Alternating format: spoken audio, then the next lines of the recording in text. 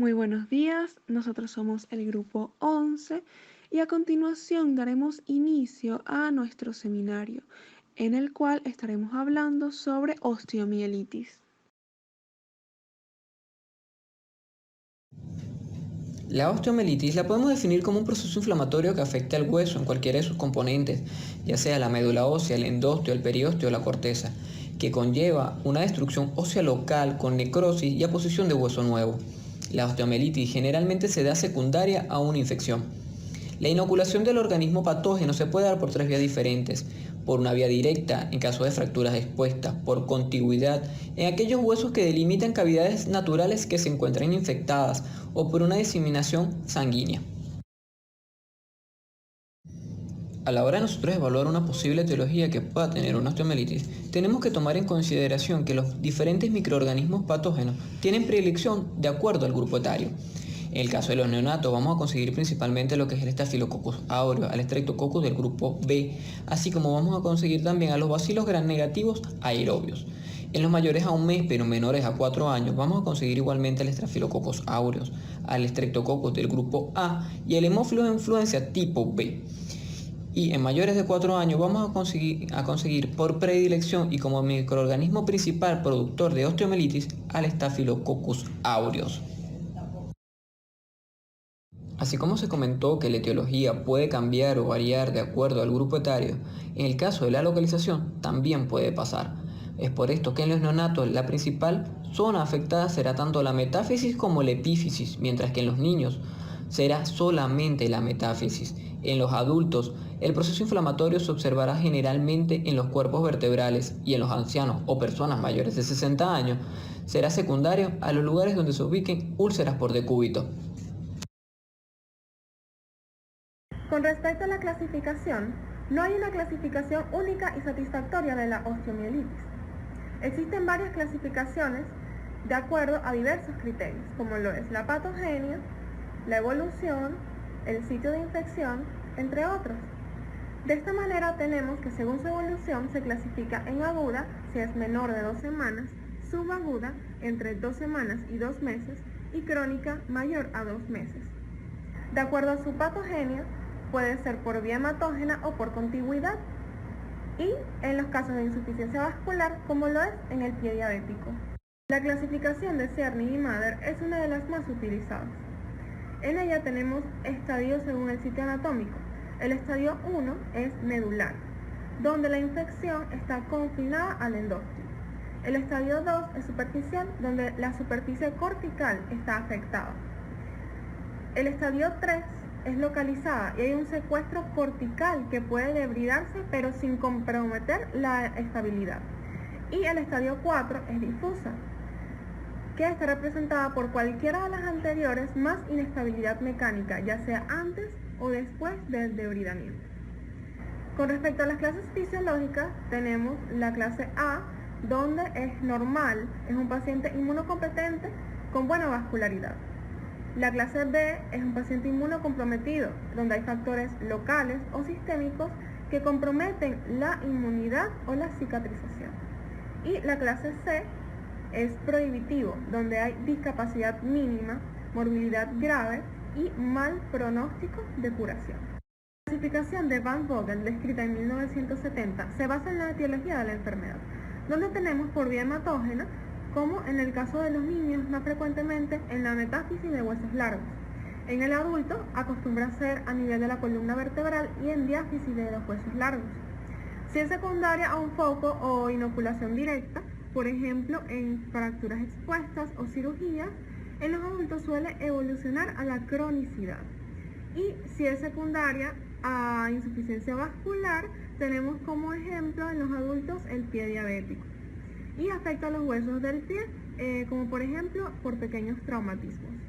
En los casos de osteomielitis hematógena se ha detectado un foco primario en aproximadamente 50% de los casos, donde los más frecuentes es aparato urinario, piel y partes blandas, catéteres intravasculares y endocardio. Y con respecto a la propagación microbiana local, es generalmente debido a traumatismos óseos o intervenciones quirúrgicas como esternotomía y reparaciones ortopédicas. De acuerdo a su localización, se distingue osteomielitis en huesos largos, como en siembra hematógena en niños, y propagación contigua después de traumatismos o cirugía. En la columna vertebral, que es más frecuente en adultos por vía hematógena, y su severidad aumenta a medida que aumenta la edad. Y osteomielitis periarticular en los casos de artritis séptica en infecciones periprotésicas articulares. La osteomielitis tiene manifestaciones clínicas diversas e inespecíficas, lo cual dificulta su diagnóstico. Por lo tanto, es necesario tener una alta sospecha clínica. Las manifestaciones clínicas de la osteomielitis aguda son distintas en niños y en adultos. En niños de 3 a 15 años, que son los que mayor frecuencia presentan osteomielitis aguda hematógena, encontraremos, en orden de frecuencia, dolor, eritema, fiebre y reducción de la movilidad. Concomitantemente encontraremos artritis séptica, infección de tejidos blandos, lo cual producirá una pseudoparálisis. Al momento de realizar el examen físico, encontraremos dolor exquisito local, falta de movimiento de la extremidad afectada y dolor a la movilidad pasiva. En los adultos encontraremos dolor a la palpación, aumento de temperatura e inflamación de los tejidos blandos. Y debido a que las vértebras del segmento toracolumbar son las que con mayor frecuencia se ven afectadas, añadiremos a este cuadro espasmos de los músculos paraespinales, dolores de espalda baja que se incrementa en el movimiento y es exquisito a la exploración y que se alivia en reposo. Estos síntomas se pueden complicar con manifestaciones neurológicas cuando se produce un acceso epidural.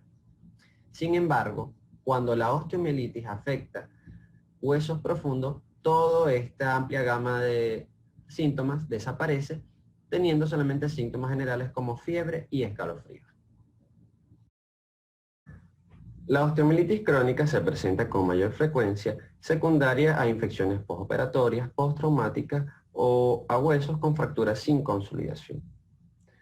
En las manifestaciones clínicas encontraremos eritema, edema, fiebre y, importante, fístulas con drenaje, que se manifiestan con mayor frecuencia en los huesos largos como la tibia y el fémur.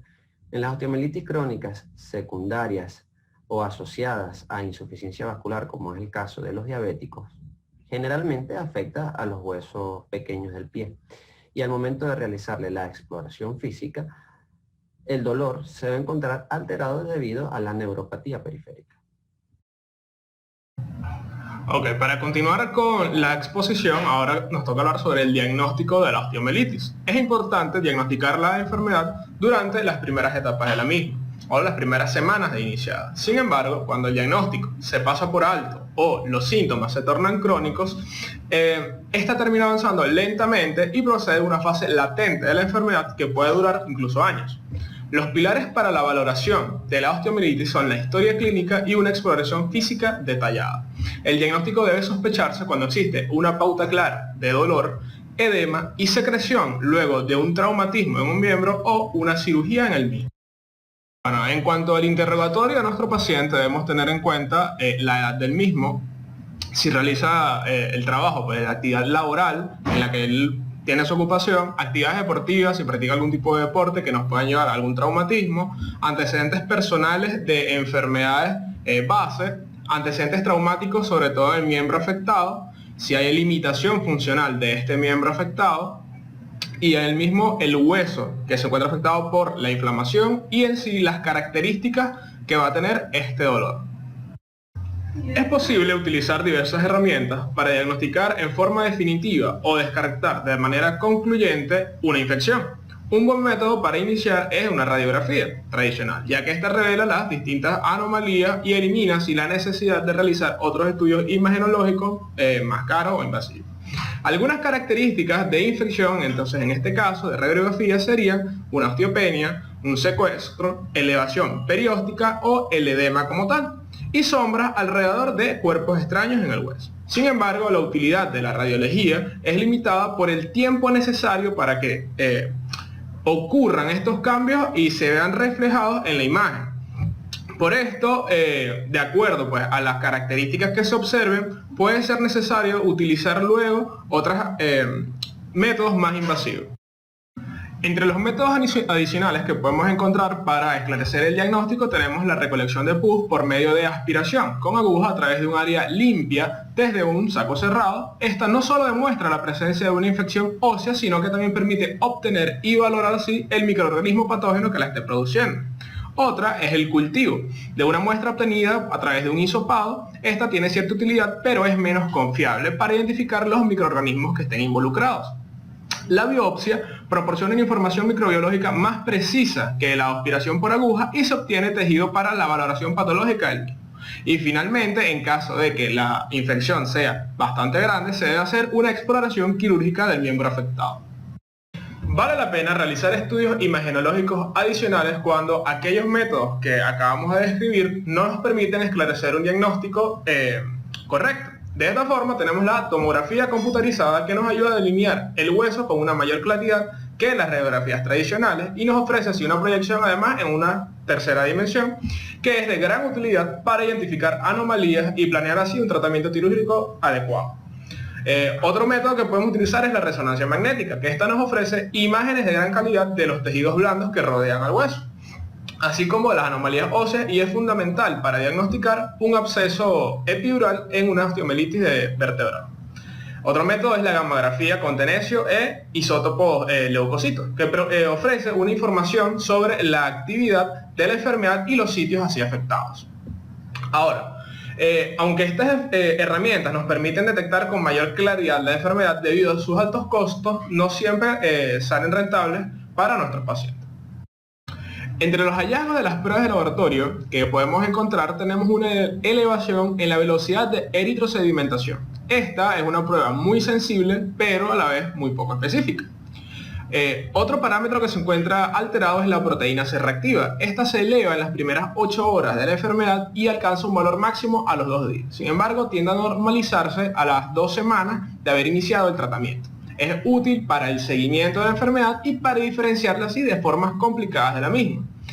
Otro parámetro que se observa es el conteo de glóbulos blancos, dado que estos se encuentran aumentados hasta un 60% de los casos, y además de hemocultivos positivos entre un 20 y un 50% de los casos de osteomelitis. Pero debemos tener en consideración que el mejor criterio diagnóstico para la osteomelitis aguda es un cultivo positivo de la biopsia de hueso afectado. En cuanto a los diagnósticos diferenciales, también es fundamental tener en mente y descartar otras enfermedades que pueden asemejar o incluso acompañar a la osteomelitis. En ocasiones se diagnostica artritis, gota, una isquemia, neuropatías o una cirugía reciente, cuando realmente es la osteomelitis la causa real de los síntomas que presenta nuestro paciente. Y para continuar con los diagnósticos diferenciales, otras enfermedades en las que debemos pensar en caso de que nuestro paciente presente con una clínica a la osteomelitis son la celulitis, histiocytosis, escorbuto, colagenosis o algún tipo de neoplasia ósea que pueda estar afectando a nuestro paciente. Dentro de las complicaciones de la osteomelitis podemos clasificarlas en locales y sistémicas. En las complicaciones locales se encuentra la osteomelitis recurrente, osteomelitis crónica, cáncer de piel en caso de que existan fístulas desde el sitio de infección hacia la piel, osteonecrosis y pérdida de tejido ósea por una reducción de la circulación sanguínea intraósea, fracturas patológicas, artritis séptica o formación de secuestro. Podemos evidenciar en las dos imágenes que se encuentran en la diapositiva que existe un aumento del espacio articular, un aumento de la densidad en los tejidos blandos y una discreta desmineralización acetabular. Podemos evidenciar por donde se encuentran las flechas indicadas que hay una pérdida también de la esfericidad del capitel femoral. Dentro de las complicaciones sistémicas se encuentra la amiloidosis, trombosis venosa profunda, deformidad ortopédica permanente, alteración del crecimiento en caso de que haya una afección de las placas de crecimiento de los huesos largos, es decir, que la osteomelitis afecte directamente el núcleo de crecimiento en los niños, ocasionando una dismetría de miembros, ya sean inferiores o superiores, impotencia funcional, neumonía y bronconeumonía, principalmente por estafilococos aureus, en la osteomelitis hematógena aguda, lo que nos ocasiona una bronconeumonía o neumonía grave. También otra de las complicaciones sistémicas es la pericarditis séptica. Antes de abordar el estudio imagenológico que se puede realizar para el diagnóstico de la osteomelitis, es bueno conocer ciertos términos que sean utilizados con frecuencia al hablar de esta patología. El primero de ellos es la osteitis, que consiste en la inflamación de la corteza del hueso, mientras que la periostitis consiste en la inflamación del periósteo. En relación al secuestro, en un foco infeccioso se va a formar tejido de granulación, que puede aislar un fragmento óseo, el cual, al no estar unido a un hueso viable, lo vuelve un hueso inerte, por lo que se convierte en un secuestro. Este secuestro puede funcionar como un foco infeccioso. Al hueso viable y de neoformación alrededor de ese hueso necrótico o secuestro se le llama involucro. Este foco infeccioso va a buscar un sitio para drenar el material purulento y necrótico hacia el exterior, lo cual denominaremos cloaca, que consiste entonces en la apertura del involucro. Cuando este trayecto de la cloaca drena hacia la superficie, se denomina fístula o trayecto sinusal. En estas radiografías, tanto de la porción proximal del fémur, porción distal del fémur o tercio medio de la tibia, podemos observar una área radiolúcida con una lesión sólida en su interior, que es una lesión radioopaca. Esta lesión radioopaca consiste en el secuestro, mientras que el área radiolúcida a su alrededor consiste en el involucro. Tanto de la porción proximal del fémur, Siguiendo el mismo orden del seminario Rayos X de osteomielitis, yo voy a hablar un poco del mejor criterio diagnóstico para abordar la osteomielitis, que el mejor es un cultivo de la biopsia del hueso seguido de una histopatología. También voy a hablar sobre los otros procedimientos para tratar o abordar una osteomielitis. Entre ellos tenemos rayos X, tenemos imágenes por resonancia magnética y la tomografía computarizada. El rayos X puede revelar el daño del hueso, pero sin embargo es posible que la lesión se mantenga oculta. En cambio, una imagen por resonancia magnética, ella nos proporciona imágenes extraordinarias del hueso y de los tejidos blandos que lo rodean. Y la tomografía computarizada combina radiografías tomadas de diferentes ángulos para crear una nueva visión, una mejor vistas transversales de la lesión. Voy a hablar sobre los hallazgos en rayos X simple y la tomografía computarizada. Los hallazgos son similares, aunque en la tomografía computarizada los hallazgos son superiores en la valoración de la cortical y para la identificación de secuestros e involucros. En el rayo X simple, la mejor perspectiva siempre va a depender de la lesión, y la más utilizada es la anteroposterior y luego la lateral. Y el radiólogo juega un papel fundamental en el diagnóstico precoz de la osteomielitis, aplicando las diferentes técnicas y ángulos de presentación de la lesión. Buenas, mi nombre es Carla Tobar y voy a continuar con los signos radiológicos en osteomielitis. Pero antes voy a explicar la clasificación de la osteomielitis. Tenemos una clasificación cronológica, lo cual se clasifica o se divide en aguda, donde la sintomatología está presente mayor a 3 días, y crónica, donde la sintomatología ha evolucionado o está presente de 3 a 6 semanas. También tenemos otra que es por vía por ruta de diseminación, la cual se clasifica en hematógena, la cual es la principal vía de diseminación en pacientes pediátricos, ¿verdad? Y que su agente etiológico es el Staphylococcus aureus. También tenemos las infecciones contiguas y las infecciones por inoculación directa, lo cual es más frecuente en adultos, ¿verdad? Y un ejemplo de estas son los pacientes que presentan pie diabético, fracturas abiertas, lesiones punzantes y tienen una gran diseminación polimicrobiana. También tenemos otra imagen donde presentamos ya la osteomielitis avanzada, es un acceso ya donde forma un acceso de Brody, lo cual vamos a presentar la terminología, pues, donde vemos que se va a presentar una periostitis, lo cual es una infección o inflamación del periósteo. También tenemos una osteitis, que es una inflamación, infección de la corteza, va a haber un secuestro, que no es nada más que el hueso necrótico, ¿verdad? Que queda como encapsulado. Y este puede funcionar como un foco infeccioso. También tenemos la fístula, ¿verdad? Que es ya o tracto sinusal, que es ya la apertura de la infección hacia la superficie. Tenemos la cloaca, que está mucho antes de la fístula, y es la apertura del involucro. Y también tenemos el involucro, que es el hueso viable de neoformación que rodea el hueso necrótico. Tenemos los patrones de localización por edad. En los lactantes va a haber una mayor afectación en epífisis y luego en metáfisis. En la niñez ahí va a haber afectación en metáfisis directamente. Y en la adultez va a haber una mayor afectación en epífisis, diseminándose hacia articulaciones y produciendo una artritis séptica. Tenemos las rayos X simples, que es un método económico y al alcance en los lugares más remotos. Es la técnica inicial en la valoración del paciente con sospecha de osteomielitis. Nos permite evaluar signos indirectos como el aumento de partes blandas, atenuación de las líneas grasas situadas entre los músculos a los 3 días de la infección.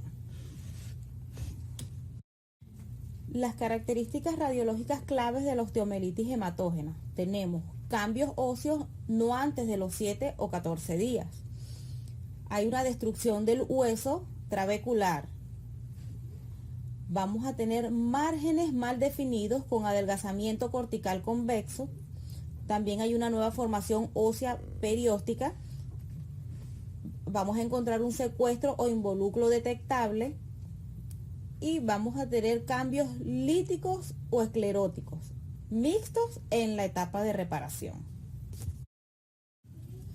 Los signos específicos aparecen cuando cerca del 50% del contenido mineral óseo se ha perdido en adultos y 7 días en niños. En los lactantes es difícil la valoración de la extensión epifisiaria por radiología simple, debido a su falta de osificación. Se debe evaluar la articulación adyacente para descartar el derrame articular que desplace los planos grasos y que nos indique la complicación más frecuente a esta edad, que es la artritis séptica. El diagnóstico diferencial de reacción perióstica laminar es muy amplio, especialmente en los recién nacidos y lactantes menores de 6 meses, ya que existe una reacción fisiológica en los niños menores de 4 meses y que se ve bilateralmente en los húmeros y fémur. Como ven en la imagen que tenemos una lesión osteolítica de fémur y una artritis de cadera derecha en neonato de 3 semanas. La rayos X simple en osteomielitis crónica tenemos que es el estudio diagnóstico más utilizado en esta patología, aunque es poco específico. Los cambios radiológicos son evidentes cuando ha ocurrido el 40 a 50% de la destrucción ósea. Los signos radiológicos de la osteomielitis crónica comprenden el secuestro, el involucro y el trayecto sinusal. Está caracterizada por esclerosis óseas pronunciadas con periostitis asociada. Si el curso ha sido corto, menor de 3 semanas, las lesiones osteolíticas pueden predominar. En un curso prolongado, las radiografías pueden mostrar lesiones osteolíticas con márgenes escleróticos, lesiones líticas blásticas y áreas osteocleróticas puras. Incluso los casos no tratados muestran una progresión de la esclerosis con resolución eventual. En caso de observar acceso del hueso durante fase aguda o crónica de la osteomielitis hematógena, es conocido como acceso de Brody.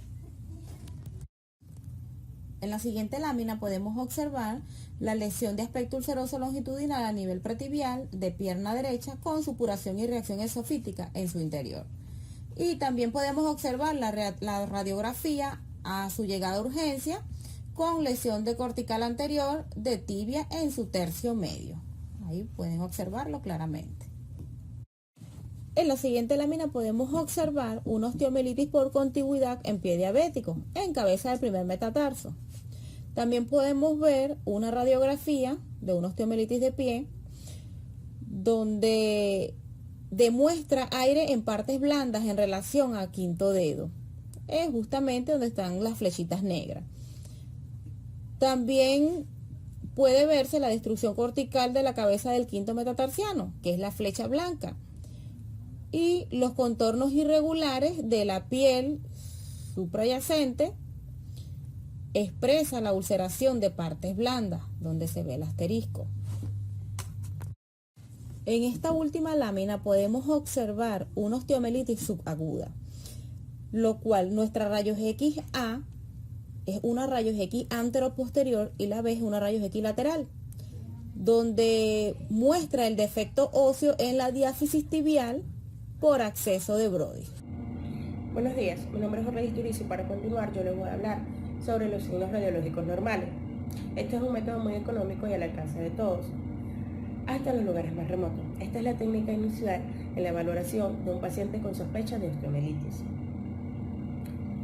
Esta técnica nos permite evaluar signos indiferentes como el aumento de partes blandas y la atenuación de líneas grasas en los músculos a partir del tercer día de la infección. También nos va a sugerir un diagnóstico positivo para osteomielitis. Vamos a conseguir características claves en una osteomielitis hematógena, como lo son cambios óseos no antes de los 7 a los 14 días, destrucción del hueso trabecular, márgenes mal definidos con adelgazamiento cortical convexo, nueva formación ósea perióstica, secuestro o involucro detectable, este va a ser raro, y cambios ilíticos o escleróticos mixtos en la etapa de reparación. Los signos específicos aparecen cuando cerca del 50% del contenido mineral óseo se ha perdido en adultos. A los 7 días va a ser en niños y en lactantes la valoración será difícil. En esta lámina podemos ver unos rayos X normales de una cadera y fémur y de una radiografía de pie. Y en esta lámina vamos a encontrar radiografías anormales. Como nos muestra la primera radiografía, vamos a conseguir una lesión osteolítica en el fémur y una artritis en la cadera derecha. En la segunda imagen es una radiografía de pie donde se demuestra aire en las partes blandas en relación al quinto dedo y también se va a demostrar una destrucción cortical de la cabeza del quinto metatarsiano. Muchas gracias. Buenas tardes, mi nombre es Andrés Villahermosa y para continuar con el seminario quisiera hablarles sobre los signos radiológicos que se pueden observar en los casos de osteomielitis aguda. Lo primero que debemos tener en cuenta es que este es un estudio que tiene una baja sensibilidad y especificidad para detectar la osteomielitis.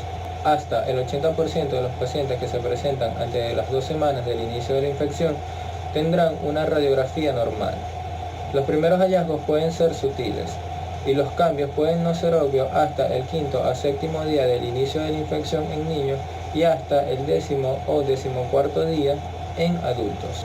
Otra cosa que tenemos que tener en cuenta es que para que la osteomielitis aguda produzca cambios en el hueso y estos puedan ser identificados durante la radiografía simple es que haya una lesión de al menos 1 centímetro de diámetro y que haya un compromiso de un 30 a un 50% del hueso. Este estudio nos permite evaluar signos indirectos como son el aumento de partes blandas y o la atenuación de líneas de grasa. Los signos de la osteomielitis aguda que se pueden observar durante la radiografía simple incluyen una reacción perióstica secundaria a una elevación del periósteo y una lucidez ósea circunscrita que puede representar un absceso o una infección de tejidos blandos, una osteopenia regional, una lisis ósea o pérdida cortical, un festón endoso que es la reabsorción focal de la capa interna de la corteza, una pérdida de la arquitectura del hueso trabecular, nueva oposición del hueso y eventual esclerosis periférica. A continuación se muestran 2 imágenes. La primera es una radiografía dorsoplantar del pie derecho de un varón de 63 años, donde se muestra una reacción perióstica alrededor de la diáfisis del primer metatarsiano. La segunda imagen es una radiografía simple anteroposterior de la rodilla derecha de una niña de 6 años de edad, sin antecedentes de traumatismos, en donde se puede observar una lesión circunscrita con márgenes escleróticos en la metáfisis del fémur distal, sospechosa de absceso óseo. Buenas tardes, mi nombre es Jesús Vilori y continuando con el seminario vamos a hablar de los rayos X en la osteomielitis subaguda. La osteomielitis subaguda se caracteriza por la presencia de un exceso de Brody en la metáfisis de los huesos. Puede ocurrir en pacientes a cualquier edad, pero principalmente ocurre en adultos jóvenes y sobre todo en niños, principalmente en niños con placas epifisiarias no funcionables y tiene una predilección por lo que son los extremos, es decir, las metáfisis de los huesos. ¿Qué tipo de huesos? Principalmente lo que son los huesos largos. Entre las ubicaciones más comunes que tenemos del exceso de Brody tenemos que ocurre en la metáfisis tibial, o sea, en la metáfisis y la tibia, tanto proximal como distal, que es la ubicación más frecuente. También puede ocurrir a nivel del fémur y a nivel de los huesos del tarso y del carpo. Como observamos en la imagen de la izquierda, vamos a ver un exceso de Brody a nivel de lo que es la metáfisis tibial proximal, y en la imagen de la derecha vamos a ver la pericia típica del exceso de Brody a nivel del radio. Ahora bien, ¿qué vamos a encontrar en los rayos X de un paciente con un exceso de Brody? Un paciente que tenga una osteomielitis subaguda. La pericia típica es una lesión radiolúcida ovalada con esclerosis periférica dentro de la metáfisis y de los huesos largos. También vamos a encontrar un área focal de osteólisis metafisiaria con un borde periférico con esclerosis reactiva. Y algo muy importante del exceso de Brody es que se encuentra dispuesta a lo largo del eje longitudinal del hueso. Como observamos en la imagen de la izquierda, donde señala la flechita, vamos a ver una lesión radiolúcida ovalada dispuesta a lo largo del eje longitudinal del hueso, en este caso de la tibia, que es la pericia típica a los rayos X de un exceso de Brody. Bueno, y en estas dos imágenes vamos a ver en la imagen de la izquierda, vamos a ver una lesión ovalada, radiolúcida, dispuesta al eje longitudinal del hueso, típica y característica de un exceso de Brody a nivel de la tibia. Y en la imagen de la derecha también vamos a ver, pero es más que una proyección tanto AP como lateral, el efecto óseo, el daño óseo provocado por el exceso de Brody, también a nivel de la tibia. Mi nombre es Alexander Siam y vamos a continuar ahora con los rayos X en osteomielitis crónica. En esta imagen podemos apreciar un varón de 57 años de edad con osteomielitis crónica de extremo distal tibial. Aquí tenemos unos rayos X AP postquirúrgicos de fractura expuesta en la pierna y clínicamente cambios inflamatorios en la enfermedad. Hay fractura parcialmente consolidada en la tibia, fijada con clavo endomedular. Prominencia de los tejidos blandos e imágenes radiolúcidas que hacen sospechar la presencia de aire. En este caso tenemos una mujer de 90 años que consulta por dolor lumbar bajo. Se realizan rayos X de columna lumbar en lo que se aprecian severos cambios degenerativos y fractura con acuñamiento en L1. En las siguientes imágenes tenemos unos rayos X AP y rayos X lateral, donde podemos observar un aumento de la densidad y engrosamiento de la diáfisis femoral como secuela de osteomielitis tardía. Rayos X AP y lateral, donde tenemos episodios de repetición de osteomielitis después de un traumatismo abierto. Prominencia en los tejidos blandos del segundo dedo y hay aumento en la densidad de la falange proximal, con área radiolúcida y bien definida. Osteomielitis postraumática de larga evolución con úlcera crónica maloliente. En la biopsia cutánea se confirma la transformación maligna a un carcinoma de células escamosas, úlcera de Marjolin, y se procede a la realización de desarticulación de rodilla. Y finalmente, en esta radiografía simple podemos observar una osteomielitis postraumática tipo 3, donde en la figura se observa la fístula cutánea. La ecografía es una técnica rápida e inocua útil en regiones de difícil valoración por la instrumentación ortopédica. Esta no utiliza radiación ionizante y ofrece imágenes en tiempo real. Se sabe que tanto la ecografía como la resonancia se manejan con ondas de alta frecuencia. Se va a colocar un traductor en la parte que se quiere estudiar y esta va a emitir ondas acústicas. El tejido va a reaccionar emitiendo ciertos sonidos que van a ser recogidos por el mismo traductor. Después se va a proyectar una imagen a nivel del monitor. La ecografía generalmente se utiliza mucho en lo que son partes blandas como tendones y músculos y no se recomienda utilizar en partes óseas. La utilización de la ecografía en el diagnóstico y estudio del aparato locomotor es relativamente reciente, comenzando hace unos 10 años aproximadamente. Esto debido a la aparición de traductores sondas de alta frecuencia y el tratamiento de imágenes digitales, lo que ha permitido obtener una suficiente definición de los detalles anatómicos de las estructuras superficiales del organismo, como lo son las que constituyen el aparato locomotor. La ecografía de la osteomielitis es útil para detectar y valorar abscesos superiósticos. Sus hallazgos pueden demostrarse hasta 48 horas antes del inicio de la infección y el Doppler permite valorar la vascularización de partes blandas. También puede ser utilizada como una técnica inicial y en situaciones clínicas en las que el resto de las técnicas no estén disponibles o existan contraindicaciones. Continuando con las indicaciones de la ecografía en la osteomielitis, tenemos que esta es útil para detectar colecciones de líquidos o de tejidos blandos subyacentes superiósticos, especialmente en los niños. Aún así, es importante complementarla con una resonancia magnética para obtener una evaluación más completa. Sin embargo, la ecografía nos permite observar abscesos superiósticos, los cuales se observarán como una elevación del periósteo con una acumulación de líquidos subyacentes. El ecodoppler nos permite observar edema de tejidos blandos. Esto se observa con una zona de hipervascularidad alrededor del tejido del hueso afectado, como se puede observar en la imagen A, en la zona que está señalada. También la ecografía nos permite guiar el aspirado de lesiones superiósticas o de abscesos superiósticos, lo cual lo podemos observar en la imagen B, esto debido a su naturaleza móvil y dinámica. Por tanto, dos de los usos de la ecografía en la osteomielitis son tanto terapéutico como diagnóstico. Diagnóstico porque, como ya les mencioné, nos permite observar edema de tejidos blandos o colecciones de tejidos o de líquidos subyacentes en el hueso o superiósticos, y también nos permite realizar el aspirado de las lesiones que podamos observar o guiar también la toma de biopsias, la toma de muestras para realizar biopsias. Y terapéutico porque nos permite realizar drenaje de las lesiones que podamos encontrar, en este caso, drenaje de abscesos superiósticos. Hablemos de las ventajas de la ecografía en osteomielitis. Esta es capaz de localizar el sitio y la extensión de la infección, al igual que identificar factores tales como cuerpos extraños y fístulas. También nos permite valorar la vascularización de partes blandas en pacientes con sospecha de pie diabético. Esto se hace por medio del ecodoppler. Es un método no invasivo, por lo cual se puede repetir a diario siempre y cuando no sea diagnóstico. Continuando con las ventajas de la ecografía en la osteomielitis, podemos ver que en este caso el ultrasonido puede ser útil como guía en tiempo real para aspiraciones percutáneas, superiósticas y secreciones de tejidos blandos. También puede detectar características de la osteomielitis a las 48 horas del inicio de la infección. Esto mucho antes de lo que lo hacen las radiografías convencionales. Otro de los puntos importantes a tratar es que no expone al paciente a la radiación ionizante.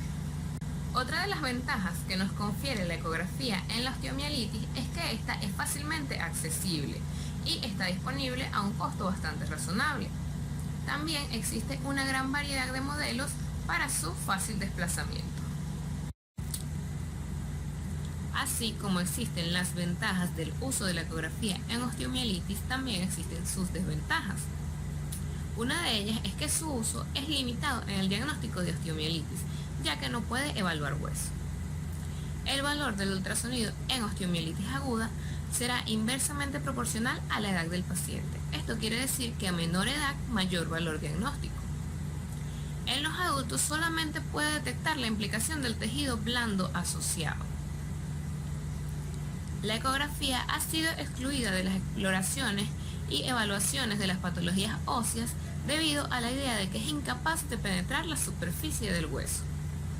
Mi nombre es Carlos Troncone y les hablaré sobre la osteomielitis aguda y crónica en el ultrasonido. Hay que tomar en cuenta que el valor del ultrasonido es inversamente proporcional a la edad del paciente. Es decir, mientras más joven sea el paciente, más información nos va a aportar el ultrasonido. Entonces, osteomielitis aguda. En la osteomielitis aguda, el periósteo juega un papel fundamental. ¿Por qué? Porque va a haber presencia de microorganismos a nivel subperióstico y a nivel perióstico. Y estos microorganismos van a migrar a través de los canales corticales a la cavidad medular. Entonces, los microorganismos migran a través de los canales de Haber y a través de los canales de Volkmann. En los infantes, la fase temprana de la osteomielitis es marcada por inflamación edematosa de los tejidos blandos más profundos, seguidamente de una colección fina de líquido subperióstico de aproximadamente 2 milímetros ecolibre que eleva el periósteo. Entre los hallazgos ecográficos, lo primero que veremos será una infiltración edematosa en los tejidos blandos profundos. Esto va a ser hiperecoico. Luego veremos una colección fina de líquido, aproximadamente 2 milímetros. Esto va a ser hipoecoico y va a elevar el periósteo, o va a engrosar y elevar el periósteo a aproximadamente 2 milímetros o menor a 3 milímetros. Luego veremos una colección fusiforme subperióstica de mayor tamaño, ya más o menos en el canal medular. Y por último, veremos una hiperemia adentro y alrededor de los tejidos circundantes del periósteo. Entonces, estas imágenes las podremos apreciar en el Doppler. En esta imagen podemos ver una ecografía de osteomielitis aguda en la tibia de un lactante. Donde están las flechas podemos ver que está el periósteo, donde están los asteriscos podemos ver una colección de líquido o un acceso, y donde está la T podemos ver la tibia. Esta es una ecografía longitudinal. Aquí tenemos una imagen Doppler longitudinal donde vemos en la tibia de un lactante unos cambios hipervasculares del periósteo, lo que está marcado en rojo. Así como también vemos el periósteo marcado con las flechas y la colección de líquido o el acceso marcado con el asterisco. También vemos la tibia marcado con la T. Aquí tenemos la comparación entre un fémur normal a la derecha y un fémur patológico a la izquierda. Las flechas nos indican la inflamación edematosa hiperecoica que se ve en los tejidos blandos circundantes. En la osteomielitis crónica se pueden valorar los tejidos blandos adyacentes. Los accesos relacionados se identifican como colecciones de líquido anecoicas o hipoecoicas alrededor del periósteo o circundante al periósteo. Además de eso, es posible evidenciar erosiones corticales en el hueso. Aquí podemos ver las colecciones líquidas hipoecoicas y las erosiones corticales del hueso. Aquí tenemos una osteomielitis crónica de fémur, donde nos muestra una colección fusiforme entre el recto anterior y el recto externo, con una calcificación central. Mi nombre es Agni Toro y a continuación les voy a estar explicando a través de la demostración de un caso clínico la utilidad que pueden tener las pruebas imagenológicas, específicamente la ecografía, en el diagnóstico y tratamiento de la osteomielitis. Pues bien, se trata de un paciente de 5 años de edad, masculino, quien consulta por presentar fiebre, dolor en miembro inferior derecho y edema durante los últimos 3 a 4 días. Inicialmente, ante dicha sintomatología, se procedió a realizar una radiografía antero-posterior y lateral de miembro inferior, evidenciándose edema profuso de partes blandas, sobre todo en la porción distal del muslo y la porción proximal de la pierna. Sin embargo, no se observaron reacciones periósticas, lesiones óseas, fracturas, dislocaciones, secuestros, involucros o esclerosis periférica, que ya se han mencionado antes como manifestaciones radiológicas sugestivas de una osteomielitis. Pues bien, ante los resultados radiológicos poco sugestivos, se procedió a realizar una ecografía para estudiar más a profundidad los tejidos blandos, corroborándose así el edema profuso. También se realizó una ecografía Doppler específicamente para estudiar la vena poplitea y se encontró hiperemia. Recordando que cuando hay un Doppler positivo a nivel óseo es sugestivo de osteomielitis.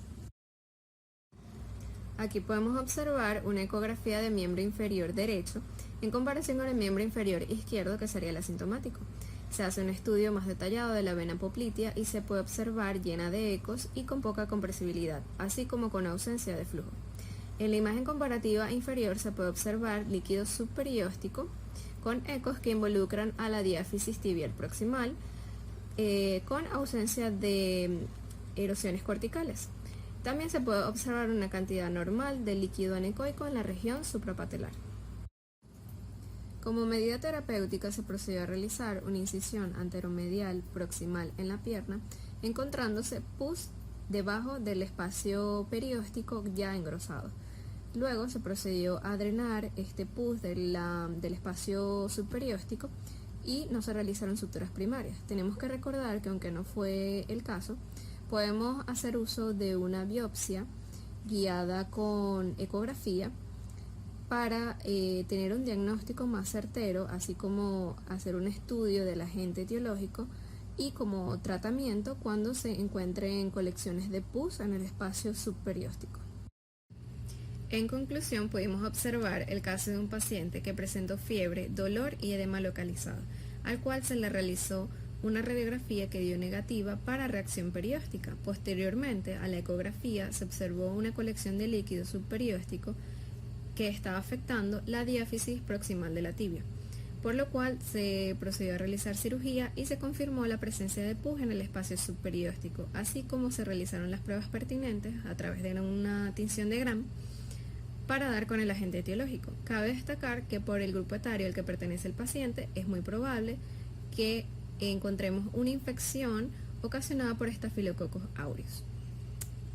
También cabe destacar que en este caso la radiografía no fue de utilidad diagnóstica, ya que se trataba de una osteomielitis aguda, la cual no presenta signos positivos a la radiografía en sus etapas tempranas, por lo cual se demuestra en este caso la importancia que tiene la ecografía en el diagnóstico precoz de la osteomielitis aguda. Buenos días, mi nombre es Argelis Villarruel y yo les voy a hablar sobre la tomografía axial computarizada. Tomografía deriva de la palabra tomos, que significa corte o sección, y grafos, que significa gráfica. Axial se refiere a un plano perpendicular al eje longitudinal del cuerpo, y computarizada significa someter datos al trato de un ordenador. Una tomografía axial computarizada es un método imaginológico de diagnóstico médico que nos permite observar el interior del cuerpo humano a través de cortes milimétricos transversales al eje cefalocaudal mediante la utilización de los rayos X. Ahora les voy a hablar sobre lo que son los componentes del sistema del tomógrafo, donde encontramos el gantry. El gantry es el lugar físico donde es introducido el paciente para la realización de su examen. El gantry se compone del tubo de rayos X, de los detectores. Los detectores, ellos son los que reciben los rayos X transmitidos después que atravesaron el cuerpo del paciente y los convierten en una señal eléctrica. Tenemos el colimador, que el colimador permite regular el tamaño y la forma del haz de rayos. Tenemos el generador de alto voltaje, el DAS, que el DAS muestra la señal eléctrica y realiza la conversión analógica digital para que la computadora procese los datos. Tenemos el posicionamiento del paciente y la mesa de soporte, el ordenador y la consola. Buenos días, mi nombre es Anna Insana y el día de hoy les voy a hablar un poco sobre lo que son los beneficios y los riesgos de la tomografía axial computarizada. Entre los beneficios tenemos que es un método rápido y sencillo. Este nos permite obtener imágenes exactas, no invasivas e indoloras. También nos permite obtener imágenes detalladas de los diferentes tejidos.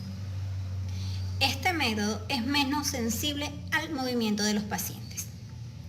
Entre los riesgos tenemos el uso de contraste intravenoso. ya que hay pacientes que pueden ser alérgicos al mismo. Este método suele tener un elevado costo y el riesgo a la radiación es elevado. Está contraindicado en embarazos. También les voy a hablar un poco sobre lo que son las densidades en la tomografía axial computarizada. Vamos a tener la densidad aire, densidad hueso, densidad grasa y densidad agua. La densidad aire vamos a tener que esta es producida por los gases y la vamos a denotar de un color negro. Gracias a su bajo peso atómico no permite la absorción de la radiación y lo vamos a interpretar como radiotransparente. En la densidad hueso vamos a tener que esta va a ser de un color blanco. Este color es dado por el calcio de los huesos. El calcio tiene un mayor peso atómico, por lo cual permite la absorción de la radiación y este lo vamos a interpretar como radio opaco. En la densidad grasa, esta va a ser producida por el tejido adiposo y lo vamos a interpretar como radiotransparente. En la densidad agua, esta es dada por los tejidos blandos, la sangre, los músculos y lo vamos a interpretar como radiotransparente. Mi nombre es Rosmeli Villarreal y les hablaré sobre el uso de la tomografía axial computarizada en osteomielitis. Tenemos que este estudio es útil para detectar secuestros, trayectos y abscesos de tejidos blandos, pero es la menos útil para la detección o el diagnóstico de osteomielitis. En los casos pediátricos, este juega un papel menor debido a la alta exposición que tienen estos pacientes a la radiación. Pero a pesar de todo esto, tenemos que tiene gran utilidad a la hora de diagnosticar la destrucción exacta del hueso trabecular y cortical. También en los casos de osificación perióstica y la esclerosis. Además de esto, existen dos características que definen alta especificidad para la osteomielitis. Se puede encontrar inclusiones de gas y también los niveles de fluidos grasos que existen en la cavidad medular. Continuando, hablaremos sobre el uso de la tomografía axial computarizada en el diagnóstico de osteomielitis aguda y osteomielitis crónica. En el caso de la osteomielitis aguda, la tomografía axial computarizada tiene un papel muy limitado en el diagnóstico de esta misma. Caso contrario, en el diagnóstico de osteomielitis crónica, que sí juega un papel más importante, porque se evidencia la destrucción del hueso cortical y el secuestro óseo. En la diapositiva, en la parte de abajo, tenemos que se presenta acá un ejemplo de una tomografía axial computarizada en la detección de una osteomielitis del calcáneo. Tenemos tres secuencias de imagen: imagen A, imagen B e imagen C. En la imagen A, esta es una tomografía en ventana del tejido. En la imagen B es en ventana de hueso y en la imagen C es una reconstrucción coronal. En la imagen A, con la ayuda de la flecha delgada, podemos identificar los cambios inflamatorios del tejido blando. En la imagen A también, la imagen B y la imagen C, con la ayuda de la flecha gruesa, se puede identificar una fístula medial. Además de esto, en la imagen B y la imagen C, con la ayuda de la punta de flecha, podemos observar la erosión del calcáneo, que en este caso es por la patología osteomielitis. Además de todo esto, tenemos que en el diagnóstico de estas patologías existen presencia de signos secundarios que son útiles para la especificidad de este estudio, como lo son los trayectos fistulosos, la erosión cortical, las úlceras cutáneas y la colección de tejido blando. Buenos días, mi nombre es Adriángela Vallenilla y yo les voy a hablar acerca de la osteomielitis aguda y crónica en la tomografía axial computarizada. En ella podemos encontrar edema de tejido blando, reacción perióstica, masa de tejido blando y disminución de la erosión cortical, que deben ser diferenciadas en fracturas y tumoraciones. La tomografía axial computarizada es útil cuando la rayos X es normal, cuando no tenemos otras modalidades para realizar nuestras evaluaciones, también cuando tenemos muchas sospechas clínicas. Osteomielitis crónica. En la imagen derecha, a nivel de la flecha delgada, podemos observar un engrosamiento de la cortical de la tibia y un defecto óseo en la parte anterolateral por el trayecto fistuloso. En la parte interna de la médula ósea podemos encontrar fragmentos densos y espiculados por secuestro, que van a estar señalados por las flechas gruesas. Mi nombre es Francis Vázquez. Continuando con la exposición, hablaremos ahora de osteomielitis de muñeca. En las siguientes imágenes observamos tomografía axial computarizada de lactante de 17 meses de edad, con dolor y edema de muñeca izquierda. Entonces, vemos una tomografía con lesión lítica en la metástasis distal del cúbito con destrucción cortical, la cual está en contacto con la epífisis osificada. En la imagen A tenemos una tomografía de ventana ósea coronal. En la B, reconstrucción en volumen rendering, es decir, reconstrucción en 3D. Y en la imagen C, una tomografía de ventana de partes blandas. Hablemos ahora de osteomielitis de calcáneo. Aquí, en la imagen izquierda, tenemos una tomografía axial computarizada normal, pudiendo hacer diferencia con la del lado derecho, donde observamos un corte sagital de una tomografía en una paciente de 15 años de edad, donde vemos una lesión lítica extensa en el aspecto posterolateral, con secuestro en su interior, y otro foco de lisis en la parte anterior del calcáneo. Buenos días, mi nombre es Andreina Vega y vamos a continuar con el diagnóstico de la osteomielitis a través de la tomografía. En este caso tenemos una tomografía a nivel de fémur, un corte coronal, en donde vamos a evidenciar lesiones osteolíticas a nivel de la diáfisis proximal derecha. También se evidencia en la imagen del lado izquierdo una lesión osteolítica de mayor tamaño, pero a nivel de la diáfisis proximal. Esto lo que provoca es un abombamiento del hueso y se asocia con reacción perióstica, que es característico de la osteomielitis a nivel de fémur.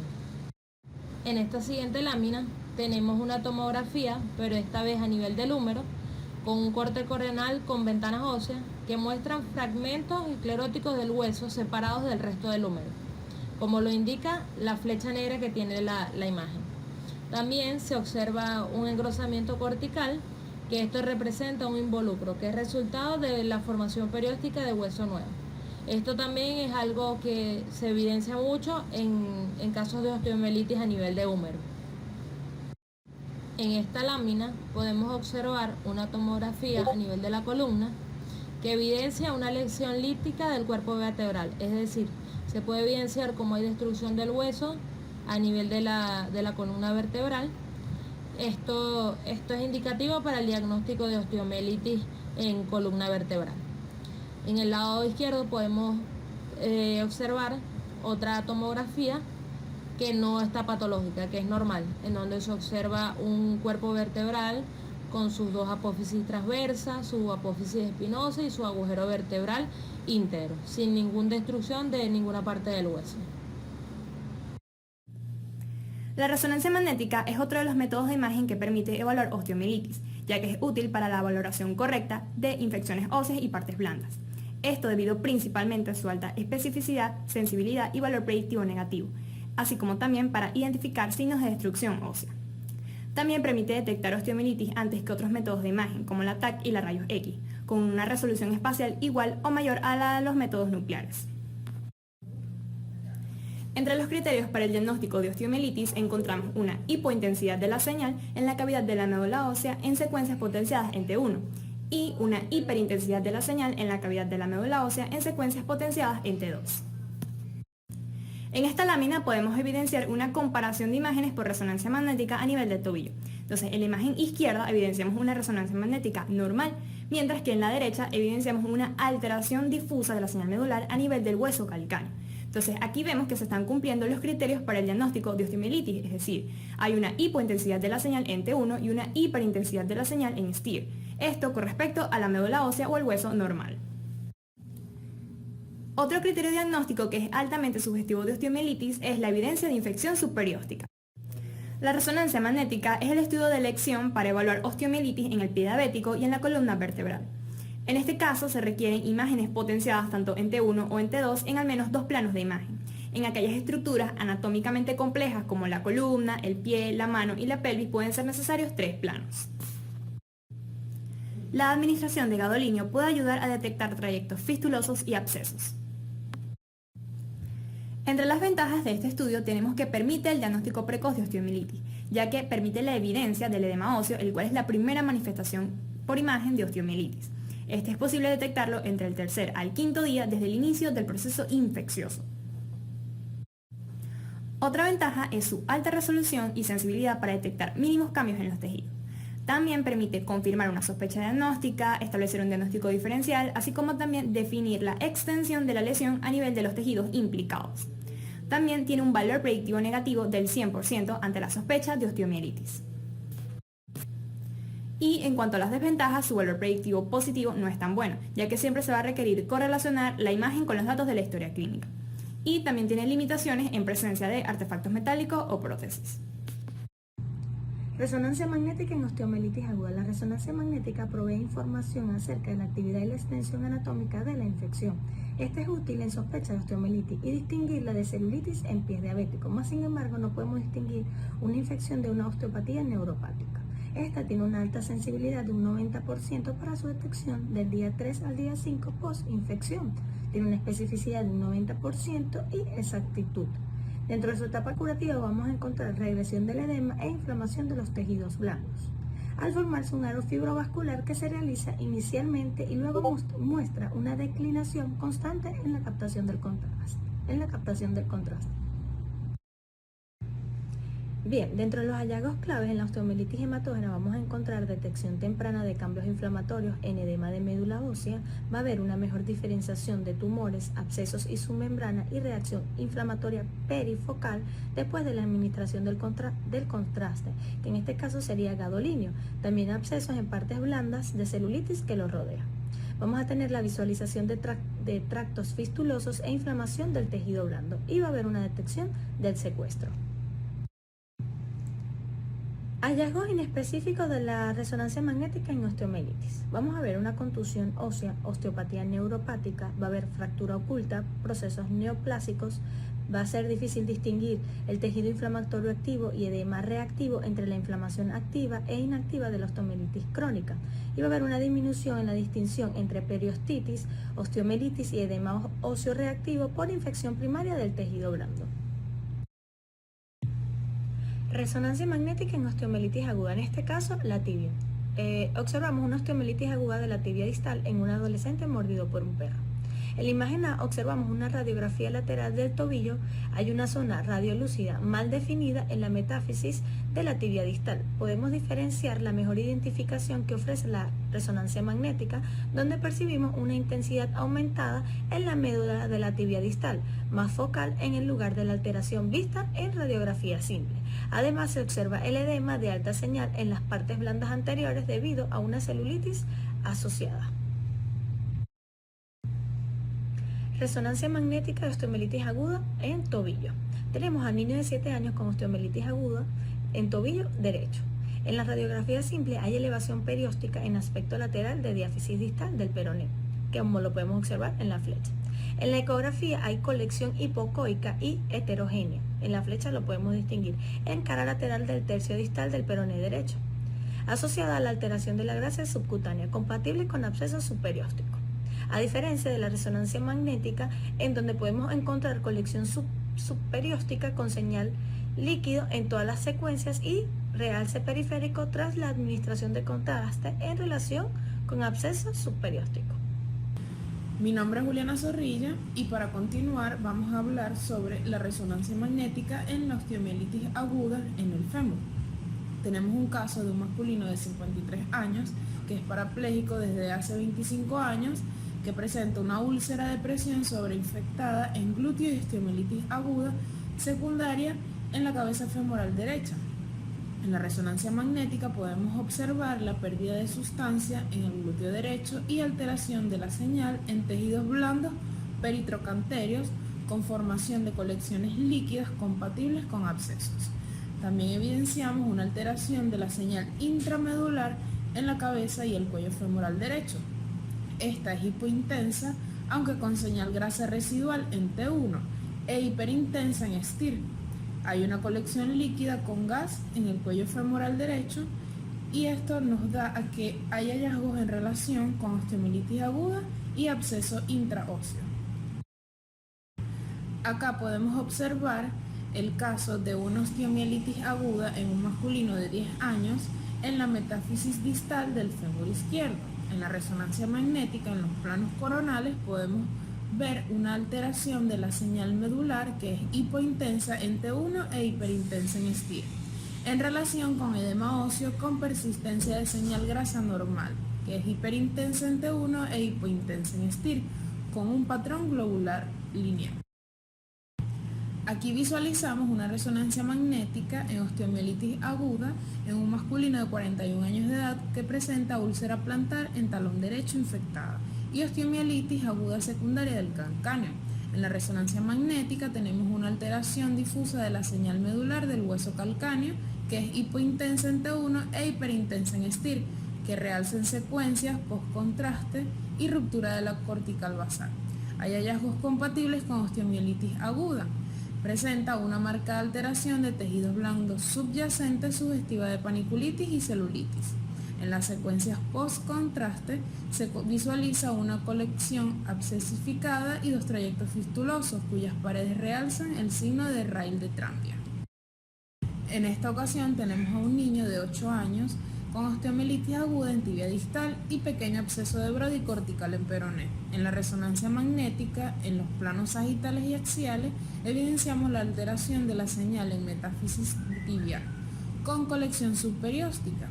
También una alteración de tejidos blandos adyacentes y pequeña lesión cortical en metáfisis del peroné, que es sugestiva de absceso de Brody cortical. Por último, tenemos la resonancia magnética en el caso de un masculino de 37 años con úlcera profunda infectada en el borde lateral del pie y osteomielitis aguda del quinto metatarsiano.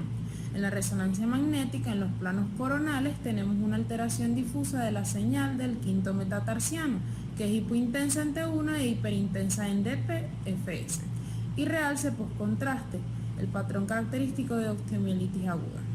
Hay un derrame en articulación cúneo-metatarsiana en relación con artritis séptica y una extensa ulceración en tejidos blandos adyacentes con alteración de la señal y áreas con ausencia de realce compatibles con celulitis y áreas necróticas. Mi nombre es Tibisimer Viamonte y vamos a continuar hablando sobre la osteomielitis subaguda. ¿Cómo la vamos a diagnosticar en una resonancia magnética? El tipo de osteomielitis subaguda hematógena que encontramos con más frecuencia en la práctica es el absceso de Brody, que es una zona de osteomielitis circunscrita rodeada de tejido de granulación, que se localiza en el área metafisiopifisiaria de los huesos largos. La apariencia típica del absceso de Brody en la resonancia magnética presenta 4 zonas características: un centro necrótico hipointenso en T1 e hiperintenso en T2, un anillo periférico de tejido de granulación rodeando al anterior discretamente hiperintenso en T1, conocido como el signo de la penumbra. Vamos a tener también un anillo más exterior, escleroso, de muy baja señal en todas las secuencias, y por último un halo periférico mal definido hipointenso en T1. En esta diapositiva tenemos representado gráficamente cómo se ve el acceso de Brody en una resonancia magnética. A nivel de T1 podemos encontrar el centro necrótico hipointenso y el anillo periférico de tejido de granulación discretamente hiperintenso. A nivel de T2 podemos observar el centro necrótico hiperintenso. En esta diapositiva tenemos un varón de 8 años con un pequeño acceso de Brody cortical en peroné.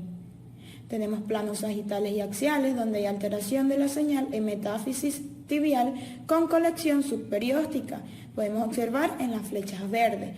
Hay alteración de tejidos blandos adyacentes y pequeña lesión cortical en metáfisis del peroné sugestiva de un acceso de Brody cortical. Tenemos la cabeza o la punta de la flecha verde donde podemos observar este centro necrótico del acceso de Brody.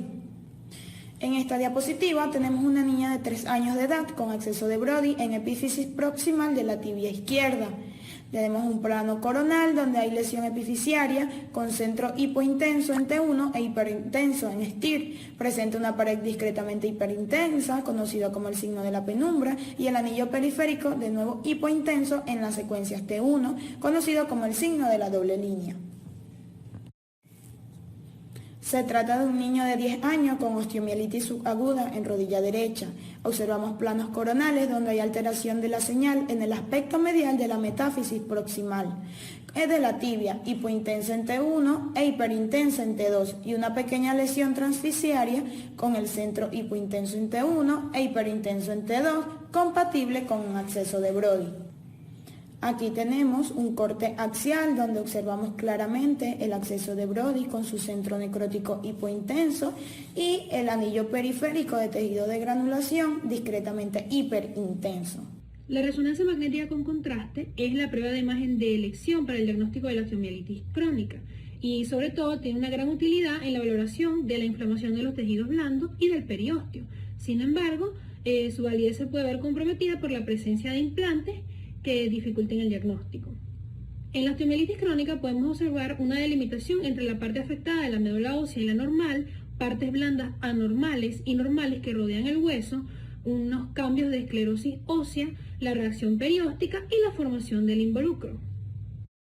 Se presenta el caso de un paciente que consulta por presentar dolor constante de localización difusa a nivel del tobillo derecho de años de evolución y que presenta un empeoramiento esporádico por brotes. A la exploración solo destaca la existencia de edema a nivel maleolar y submaleolar externo y no existiendo fiebre ni febrícula. Este paciente refiere antecedentes de múltiples esguinces en dicho tobillo con una sensación de inestabilidad. Al realizar la resonancia magnética se observa la presencia de lesiones circunscritas de aspecto benigno de aproximadamente 0.5 a 1 centímetro de diámetro, con un halo esclerótico perilesional. Estas las podemos observar en la imagen, en la diapositiva señaladas con una flecha de color naranja, que se observan las lesiones circunscritas, y tras la administración de gadolínio, ellas presentan una gran captación de contraste. Finalmente, tomando en cuenta las imágenes obtenidas y los antecedentes del paciente, se concluye que el diagnóstico se trata de una osteomielitis crónica del calcáneo. Con respecto al segundo caso clínico, se trata de un paciente que presenta dolor mecánico en el dorso del pie desde hace un año cuando sufre un traumatismo leve en pie derecho al golpear un balón de fútbol. No presenta fiebre ni ninguna otra sintomatología asociada. Transcurridos 6 meses de evolución, este paciente comienza con eritema, induración y aparición de una colección en la zona dorsolateral del pie junto con una importante impotencia funcional. A este paciente se le realiza una radiografía donde no se observa ninguna lesión, pero posteriormente se le realiza la resonancia magnética que informa la presencia de una osteomielitis del tarso con imagen abscesada en margen lateral del pie, que ya la vamos a ver a continuación. Al realizar la primera resonancia magnética del pie derecho, se observa la presencia de osteomielitis del tarso con afectación de la articulación tarso-metatarsiana y la presencia de una masa de partes blandas abscesada en el margen lateral del pie. Podemos observar en la diapositiva, en la imagen, que se encuentra señalado con la flecha, la zona que presenta un tono más claro, toda esa zona se encuentra afectada. En este primer diagnóstico, se estableció que presentaba una osteomielitis crónica del pie derecho. Este paciente es intervenido quirúrgicamente y se realiza la limpieza y desbridamiento del hueso y partes blandas. También se toman cultivos intraoperatorios para bacterias y se observa la presencia de Staphylococcus aureus, que es tratada con antibióticos. Durante este tiempo el paciente presenta una discreta mejoría de la sintomatología. Sin embargo, a los 3 meses presenta reaparición del dolor con tumefacción importante del dorso del pie y una limitación funcional. Se realiza nuevamente una resonancia magnética y se observa la presencia de una alteración en tarso, metatarso, escafoides, cuñas y cuboides, con un aumento de partes blandas en región dorsal. Como se observa en la imagen de tonalidad clara señalada con la flecha, se ve la alteración, que es mucho mayor en relación a la resonancia realizada anteriormente. Este paciente es intervenido quirúrgicamente y se observa la presencia de 2 masas de partes blandas de aspecto gaseificante. Se le realiza una PCR que da positiva para Mycobacterium tuberculosis y finalmente se le da el diagnóstico final de osteomielitis crónica granulomatosa de etiología tuberculosa. Hola, buenos días. Mi nombre es José Martínez y yo les voy a hablar sobre nuestro tercer caso clínico. Este paciente acude a consulta por presentar gonalgia derecha de 8 meses de evolución, de características inflamatorias que posteriormente se irradió a muslo ipsilateral. Antecedentes personales. Presenta una enfermedad psoriásica y una fractura de fémur derecho hace 25 años que se complicó con una infección de la herida quirúrgica precisando sustitución del material de osteosíntesis y posterior extracción.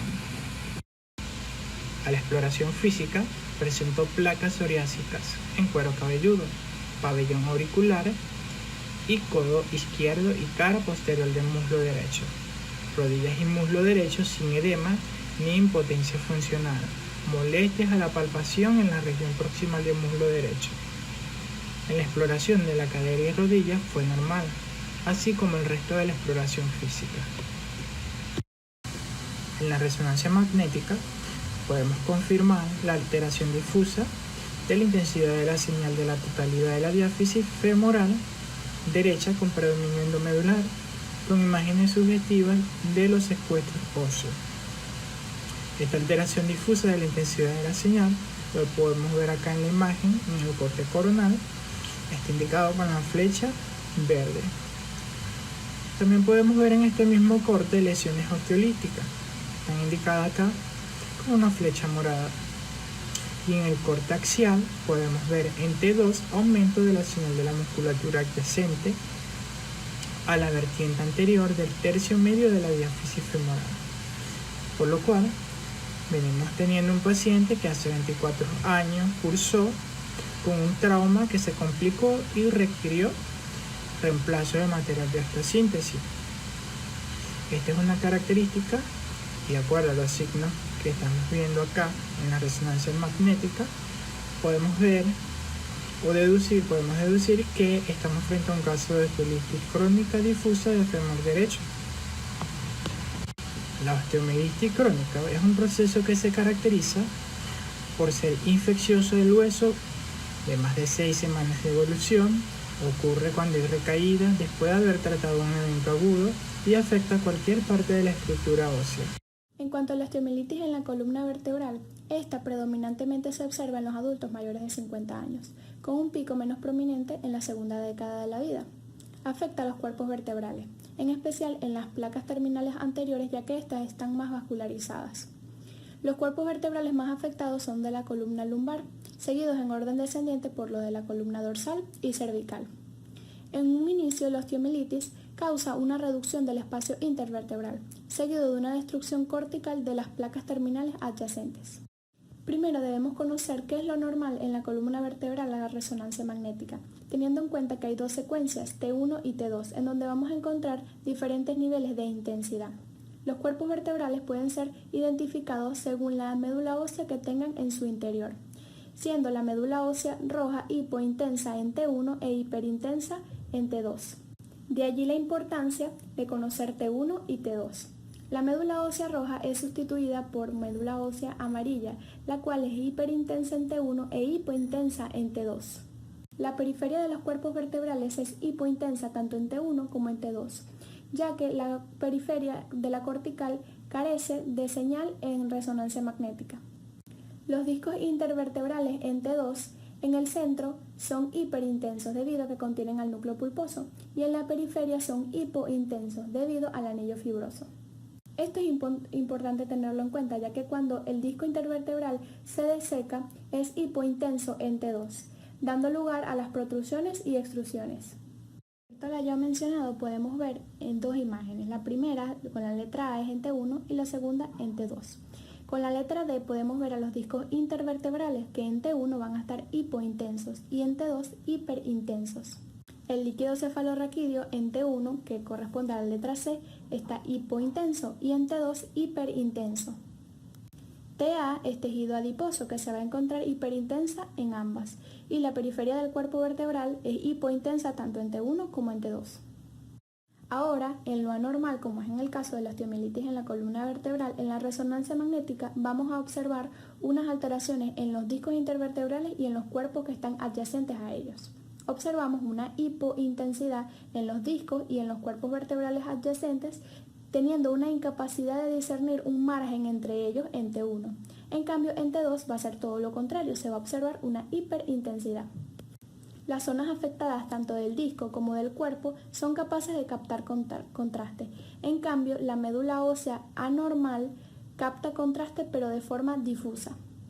En la imagen podemos observar una resonancia magnética potenciada en T1 en donde las flechas indican un signo patológico de hipointensidad con destrucción de los platillos de los cuerpos vertebrales del L3 y L4 y afectación del disco intervertebral que se encuentra entre ellos. La discitis es un proceso inflamatorio que afecta a los discos intervertebrales y a la superficie de los cuerpos adyacentes. Es por eso que en una patología en estas áreas hay que tener en cuenta a la discitis. En resonancia magnética, los discos intervertebrales se observan hipointensos en T1 e hiperintensos en T2 y se les puede administrar contraste gadolíneo. Estos hallazgos son inespecíficos de por sí, ya que también se pueden observar en otras patologías de la columna vertebral. Un hallazgo que sí es específico para discitis es cuando el disco intervertebral se ve difusamente hiperintenso en T2 y presenta una captación de gadolíneo. En la imagen podemos observar en secuencia T1 una destrucción de los cuerpos vertebrales de L3 y L4 con una destrucción del disco intervertebral correspondiente. Tras la administración del contraste de gadolíneo se puede ver que la captación es difusa y hay una extensión al espacio epidural anterior. En la imagen podemos observar las diferencias que hay en resonancia magnética entre una osteomielitis y en el caso de que se presente una discitis, en donde se ve una afectación de los cuerpos vertebrales adyacentes y del disco intervertebral que se ubica entre ellos. Y la flecha punteada indica la extensión que hay hacia el espacio epidural anterior. Aquí podemos ver que hay que realizar diagnóstico diferencial en resonancia magnética de la osteomielitis con otras patologías que podemos confundirlas, como es en el caso de la neoplasia ósea, los infartos agudos por anemia, la celulitis profunda por edema reactivo en la médula ósea. Y en la parte derecha tenemos algunas características de la osteomielitis que nos van a ayudar a la hora de hacer el diagnóstico.